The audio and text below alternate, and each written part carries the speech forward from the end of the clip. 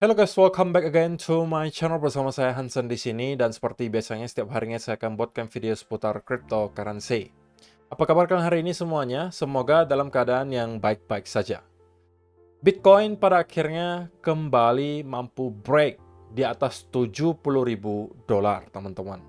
Video kemarin saya sampaikan bahwa short term buy saya adalah bullish dan next target kemungkinan adalah di 69.000 dan kita sudah persis melakukan hal tersebut. Bahkan break sedikit lebih tinggi, sekarang stay kurang lebih area $70.000. Kita bakalan bahas kira-kira apa yang sedang terjadi dari segi price action, diikuti juga apa yang kira-kira bisa kita expect berikutnya. So, stay tune terus sampai akhir video.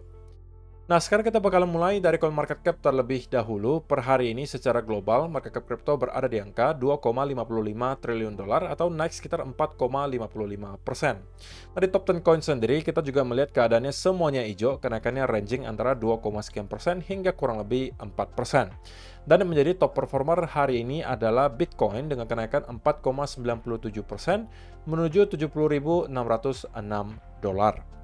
So, itu adalah outlook sementara dari beberapa top coin yang ada. Sekarang kita langsung aja masuk ke beberapa data dan berita terbaru hari ini. Nah, yang pertama teman-teman, kita pengen melakukan updates lagi kira-kira untuk Bitcoin Rich List. Sekarang itu keadaannya seperti apa gitu. Para whales lagi ngapain di belakang layar gitu kan. Jadi itu yang mau kita lihat hari ini. Kita bakalan exclude yang di bawahnya ada tulisan seperti ini karena ini adalah biasanya wallet para exchange sekali lagi. Nah, teman-teman kalau kita lihat di top 100, maka transaksi yang cukup besar bisa kita temukan langsung di nomor 3 dengan adanya penambahan 7.759 dalam kurun waktu 30 hari terakhir. Tetapi menariknya, yang nomor 6 teman-teman itu juga ada penambahan 78.000 Bitcoin. 78.000 Bitcoin. Nomor 7 ada penambahan 75.177 Bitcoin. Jadi ini adalah dua wallet baru teman-teman. Kita nggak tahu ini punya siapa, tetapi pembeliannya langsung sampai 70-an ribu Bitcoin. Scroll ke bawah, kalian akan temukan di sini ada yang penambahan 8.540 Bitcoin. Kemudian ada juga yang menambahkan 35.000 Bitcoin di sini. Kemudian ada yang menambahkan 28.769. Ini penambahan untuk 30 hari terakhir ya teman-teman. Kemudian di sini 26.139, di sini 1.912, 22.700, 156. Di sini secara total ada minus 1.178, minus 470, plus 6.000, di sini minus 1.000, plus 476, minus 234, kemudian plus 16.000 Bitcoin, 15.000, 15.000, minus 140, 14.000, plus 14.000, dan seterusnya teman-teman. Kalau misalnya kalian perhatikan di sini, di top 100, dalam 30 hari terakhir transaksinya ternyata cukup banyak gitu ya. Dan kita nggak bisa pungkiri bahwa yang aktivitasnya cukup besar itu adalah akumulasi, bukan distribusi. Karena kalau kalian perhatikan yang minus di sini itu rata-rata nggak besar angkanya, paling cuma beberapa ratus Bitcoin. Sedangkan yang melakukan akumulasi itu rata-rata belasan ribu bahkan puluhan ribu Bitcoin. Nah, itu yang bisa kita lihat di halaman pertama top 100. Sedangkan untuk halaman kedua, kita juga melihat ada beberapa yang melakukan penambahan. Di sini 8.734 Bitcoin. Sisanya ada yang menambahkan 7.725. Kemudian yang lainnya itu hold. Di sini ada penambahan 7.681. Ada 6.600, 6.400. Kemudian di sini 5.700, 5.700, 5.600, 5.500. Sisanya dalam keadaan hold. Halaman keempat 5.500 di sini. Kemudian ada lagi... Oke, semuanya dalam keadaan hold. Dan halaman kelima, penambahan 4.400, 4.300, 4.300. Kemudian di sini ada 4.100, 4.100, 3.800. Kemudian sisanya dalam keadaan hold. So, kita bisa langsung mungkin mengambil kesimpulan teman-teman bahwa para top holder rupanya masih melakukan akumulasi. Tidak ada yang terlihat tertarik untuk melakukan distribusi yang cukup besar. Adapun itu mungkin hanya sekedar taking profit beberapa ratus Bitcoin, itu menurut saya sesuatu yang sangat wajar. Tetapi in general kita masih melihat net flow-nya itu masih sangat positif gitu ya. Angka akumulasi yang kita lihat di sini jauh melebihi distribusi yang terjadi. Kalau kita akumulasikan mungkin jumlahnya itu ratusan ribu Bitcoin, teman-teman, yang telah berhasil diakumulasi oleh para paus di sini dalam kurun waktu 30 hari terakhir. So far so good untuk data Bitcoin Rich List. Nah, kemudian teman-teman, ini adalah sesuatu yang mungkin juga kita sempat bahas di video kemarin, bahwa ada dua senario yang mungkin bisa terjadi ke Bitcoin sekarang. Cuma pertanyaannya adalah, apakah Bitcoin sekarang berada di mid-cycle correction seperti yang kita lihat di sini dan juga di sini, ataukah kita mengalami koreksi di area all-time high yang biasanya sejenak? Di sini sama, di sini sama. Hanya bertahan paling beberapa bulan maksimal, itu kemudian kita sudah kembali rally ke atas, atau bahkan hanya kurang lebih 1-2 bulan biasanya. Nah, kalau memang benar kita berada di area atau fase yang sama dengan yang kita lihat di sini, maka kita bisa expect dalam beberapa bulan ke depan Bitcoin sudah akan clear di atas area 75.000, kemungkinan sudah menuju ke 80, 90 atau bahkan 100.000 dolar. Jadi penentuannya mungkin kita bisa lihat dalam beberapa waktu ke depan, teman-teman. Dalam mungkin 1-2 minggu ke depan kita sudah mungkin bisa melihat semacam clue lah kira-kira yang mana nih yang benar? Apakah kita berada di mid-cycle correction kah? Atau kita sudah berada di fase di sini? Di mana kita hanya koreksi sejenak dan kemudian kita akan kembali rally. Tapi toh keduanya sebenarnya hasil akhirnya sama gitu ya. Kalau misalnya kalian merupakan holder jangka panjang, ya kalian sebenarnya nggak perlu khawatir apakah yang kita lihat di sini adalah mid-cycle correction ataukah correction yang di sini, karena keduanya berujung pada rally ke atas dan break ke all-time high yang baru. Nah, kalau misalnya kalian mempunyai time frame yang sangat panjang, teman-teman, ya kalian harusnya tidak akan terlalu terpengaruh terhadap kedua skenario ini.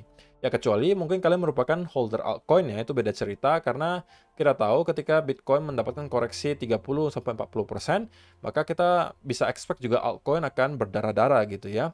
Sehingga kalau misalnya kalian merupakan altcoin holder, itu mungkin sesuatu yang perlu kalian perhatikan.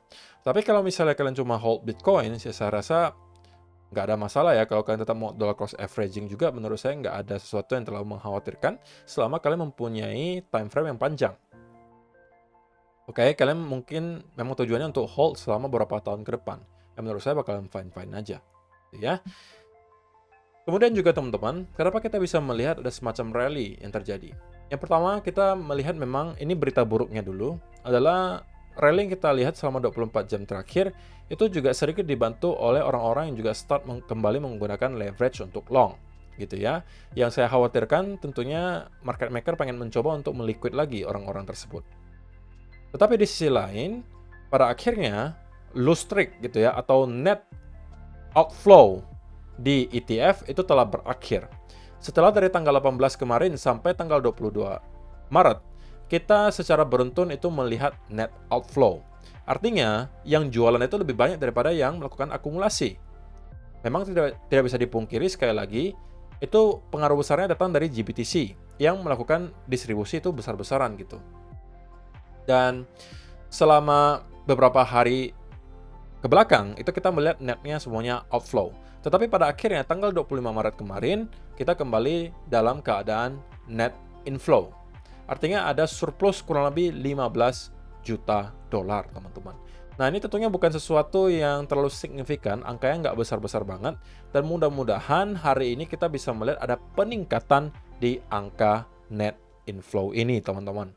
Sehingga kita bisa sustain ya pergerakan kenaikan yang kita lihat di Bitcoin ini. Karena kalau misalnya kita kembali flip ke arah merah, oke, kemudian kita berhari-hari lagi beruntun melihat ada outflow, itu bisa kembali menciptakan selling pressure untuk Bitcoin tentunya.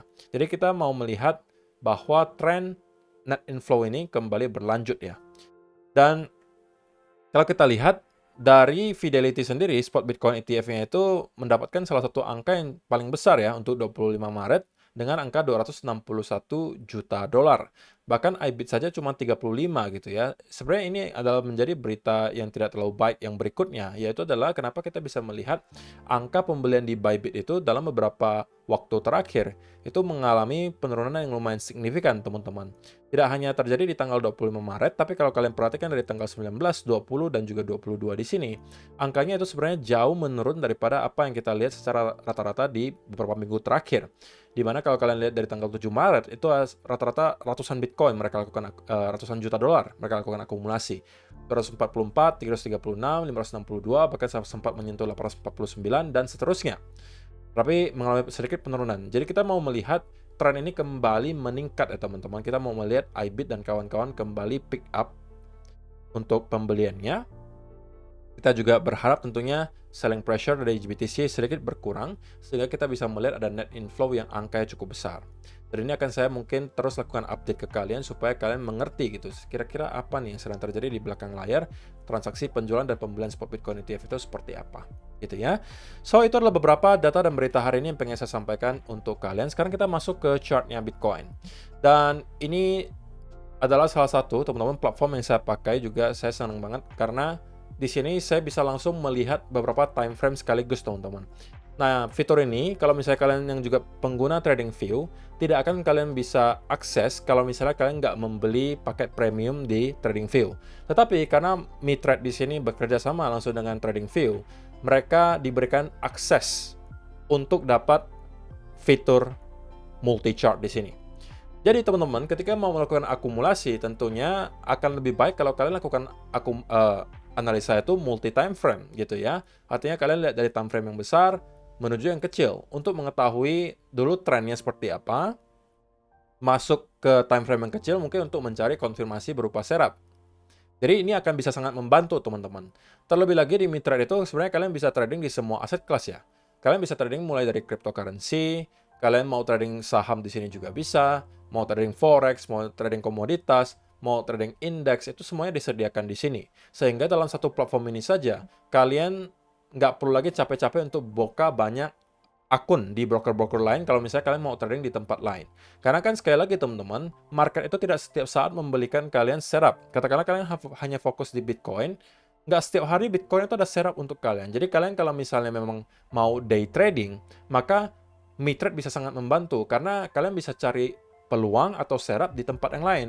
Kalian bisa coba scroll di forex, kalian bisa coba scroll di saham, atau di gold, dan lain seterusnya. Yang juga liquidity-nya sangat-sangat tebal, teman-teman.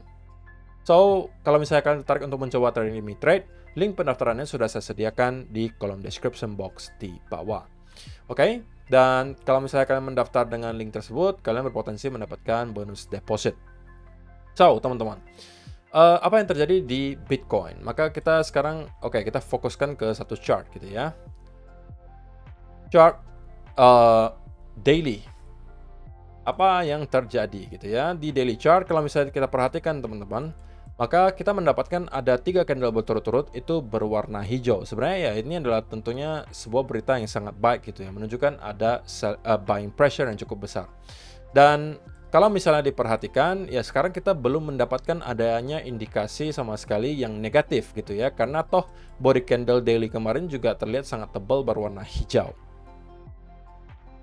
Nah, kalau misalnya teman-teman yang telah sempat masuk dari setup yang kemarin saya bagikan, saya sampaikan kalau misalnya kita akan mendapatkan konsolidasi, itu bisa teman-teman manfaatkan. Atau bullish continuation pattern. Nah, ini adalah bullish continuation pattern-nya, dan kalau misalnya kalian berhasil memanfaatkan hal tersebut, maka sekarang kalian harusnya sudah kembali berada dalam keadaan cuan.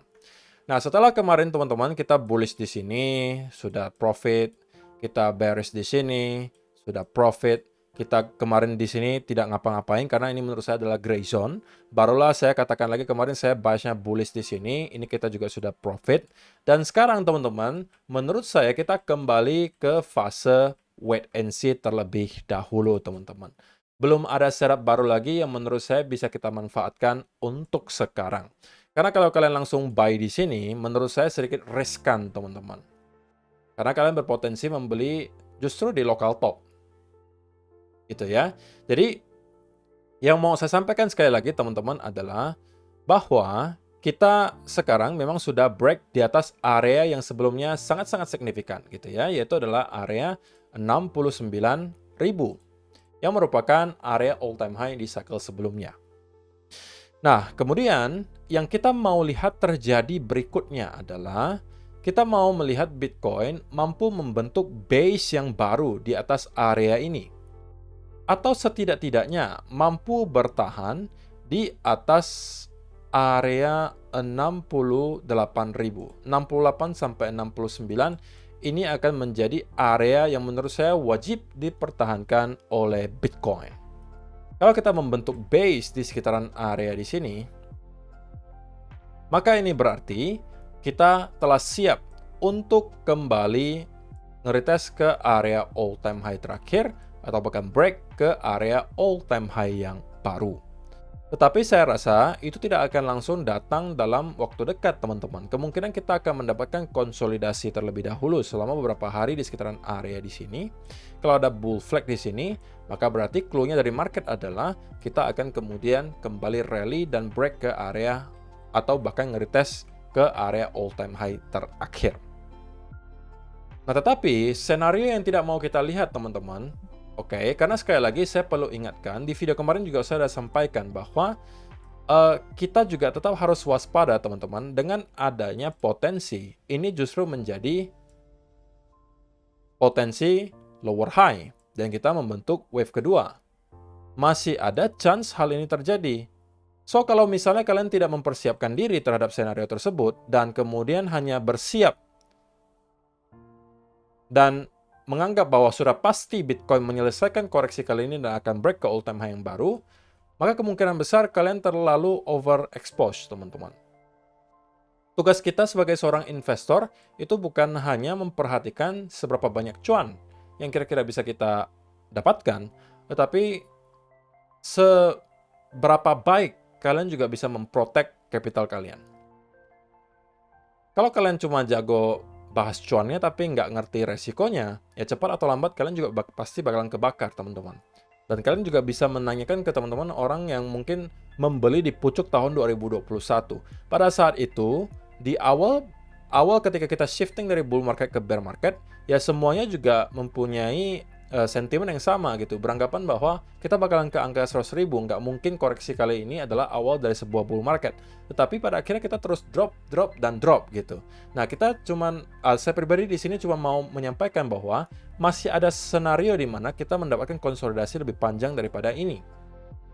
Atau bahkan kita juga bisa aja break dulu di area all time high sebelum pada akhirnya kembali mendapatkan koreksi. Dan itu bisa aja membentuk semacam channel juga di sini. Bisa aja. Sebelum pada akhirnya kita mampu breakout ke atas. So, saya cuma pengen ingatkan bahwa teman-teman harus tetap waspada akan ada senario yang bisa menginvalidasi senario di mana kita akan langsung rally dari sini. Itu aja gitu. Saya mau mempersiapkan kalian supaya kalian nggak terlalu overexposed. Dan kalau misalnya kita mau mengetahui apakah senario tersebut yang benar, artinya kalau misalnya kita memang mau mendapatkan ada satu lagi wave ke bawah, maka menurut saya clue-nya dari market nanti adalah kita akan mendapatkan semacam percobaan untuk konsolidasi di sini, untuk mungkin menarik orang-orang untuk buy, kemudian kita start untuk drop, dan membentuk bearish continuation pattern. Jika ini yang kita lihat, teman-teman, menurut saya ini adalah pertanda yang cukup besar bahwa kita akan melihat Bitcoin untuk membentuk wave kedua. Sebelum pada akhirnya mungkin kita telah benar-benar menemukan bottom dan telah siap untuk rally ke area all time high yang baru. Tapi kalau memang kita mampu membentuk base di sini dan kemudian start untuk breakout, ya ini masih boleh aja, teman-teman. Kalau misalnya mau manfaatkan, itu masih fine aja menurut saya selama kalian mengerti cara memanage posisinya dan menargetkan setidaknya ke area all time high atau break ke area all time high yang baru. So, kesimpulannya teman-teman, untuk sementara kita telah berhasil gitu ya untuk mendapatkan profit dari setup yang di sini lagi. Dan ini adalah kembali daerah di mana saya akan wait and see terlebih dahulu karena ini kembali ke area gray zone menurut saya. Tetapi ya tentunya selama kita mampu maintain di atas area 69 sampai 68.000, maka saya masih harus katakan bahwa kita masih cenderung short term-nya adalah cenderung ke arah bullish. Tapi tidak ada setup baru yang bisa dimanfaatkan. Oke, ya saya rasa itu aja sih yang perlu saya sampaikan di video hari ini, teman-teman. Sekali lagi, kalau misalnya kalian tertarik untuk memanfaatkan fitur premium dari TradingView di sini, itu bisa kalian akses langsung dari platformnya MiTrade, di mana platform ini menyediakan fitur di mana kalian bisa trading di semua aset kelas, diikuti leverage-nya juga cukup besar, kalian juga bisa trading di cryptocurrency, kalian juga bisa akses fitur premium dari TradingView, semuanya dalam satu platform ini. Link pendaftarannya sudah akan saya sediakan di kolom description box di bawah. Terima kasih untuk kalian yang sudah menonton sampai selesai video hari ini. See you in the next video. Bye-bye.